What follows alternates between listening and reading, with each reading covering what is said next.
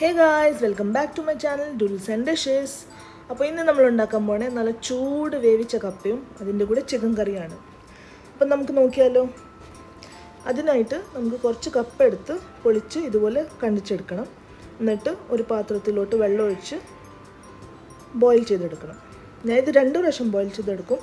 എന്താണെന്ന് first time boil ചെയ്ത് ആ വെള്ളം കളയും, അതിൻ്റെ കയ്പ്പ് മാറാൻ വേണ്ടി. സെക്കൻഡ് ടൈം വെള്ളം ഒഴിച്ച് അതിലോട്ട് കുറച്ച് മഞ്ഞൾപ്പൊടിയും കുറച്ച് ഉപ്പും ഇട്ട് നമുക്ക് നല്ലോണം ഒന്ന് ബോയിൽ ചെയ്തെടുക്കണം. ചിലവർക്ക് ഈ കപ്പ നല്ലോണം വെന്താണ് ഇഷ്ടം, ചിലവർക്ക് കുറച്ച് വെന്തതാണ് ഇഷ്ടം. അപ്പോൾ നിങ്ങൾ നിങ്ങളുടെ ഇഷ്ടം അനുസരിച്ച് അതിന് വേവിച്ചെടുക്കാം. അപ്പോൾ ഇത് ചെറുതായിട്ട് വെന്ത് വന്നിട്ടുണ്ട്. ഇനി ഞാൻ ഈ വെള്ളം കളഞ്ഞിട്ട് ഈ കപ്പ ഒന്ന് മാഷ് ചെയ്തെടുക്കും.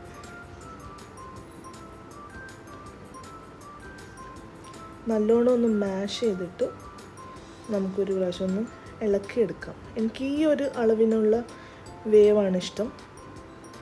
നിങ്ങൾക്ക് വേണമെങ്കിൽ കുറച്ച് കൂടുതലോ വേവിച്ചെടുക്കാം. അപ്പോൾ ഇത് വെന്ത് വന്നിട്ടുണ്ട് നല്ലോണം. ഇതിൻ്റെ കളറൊന്നും നോക്കി കാണാൻ എന്ത് നല്ലതായിട്ട് തോന്നുന്നുണ്ട്. ഇനി നമുക്ക് അതിലോട്ട് ഇടാനുള്ള തേങ്ങ തയ്യാർ ചെയ്തെടുക്കാം. അതിനായിട്ട് ജീരകം, വെളുത്തുള്ളി, മുളക്, തേങ്ങ, പിന്നെ ചെറിയുള്ളി നമുക്കൊന്ന് ചെറുതായിട്ട് അരച്ചെടുക്കാം. അരച്ചില്ലെങ്കിൽ ചതച്ചും എടുക്കാം.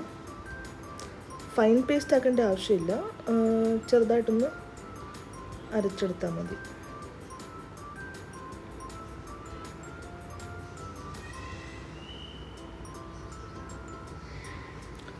മുളക് നമുക്ക് എത്ര എരിവ നമ്മൾ കഴിക്കുന്നത് അതനുസരിച്ച് 2-4 മുളകിടാം.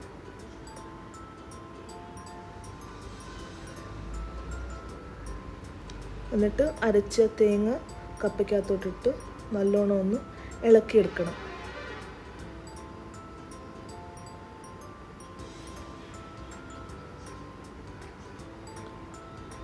അപ്പോൾ നമ്മുടെ കപ്പ ഓൾമോസ്റ്റ് റെഡി ആയിട്ടുണ്ട്. ഇനി ഇതിലോട്ട് താളിക്കാനുള്ള എണ്ണ ഒഴിക്കണം. അതിനായിട്ട് നമ്മളൊരു പാനിൽ കുറച്ച് എണ്ണ ചൂടാക്കുന്നു. എന്നിട്ട് അതിലോട്ട് കുറച്ച് കടുക് ഇടും, കുറച്ച് ചെറിയുള്ളിയും പിന്നെ 2 വറ്റൽമുളകും ഇട്ട് ഒന്ന് വഴറ്റിയെടുക്കണം. അതിൻ്റെ കൂടെ കുറച്ച് കറിവേപ്പിലയും ഇട്ട് നല്ലോണം ഒന്ന് നമുക്ക് വഴറ്റിയെടുക്കാം.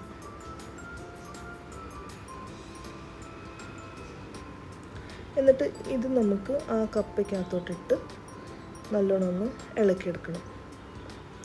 വേവിച്ച കപ്പയാണെങ്കിലും ചക്കയാണെങ്കിലും ഈ വെളിച്ചെണ്ണ ഒഴിക്കുമ്പോൾ ആ വരുന്ന മണമേ, വിശപ്പില്ലെങ്കിലും നല്ല വിശപ്പ് വരും.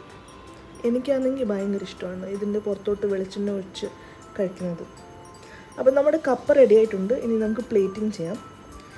എനിക്ക് യൂഷ്വലി കപ്പയുടെ കൂടെ മീൻ കറിയാണ് ഇഷ്ടം, പക്ഷേ ഇന്ന് ഇവിടെ ചിക്കൻ കറി ആയതുകൊണ്ട് അതാണ് ഇടാൻ പോകുന്നത്.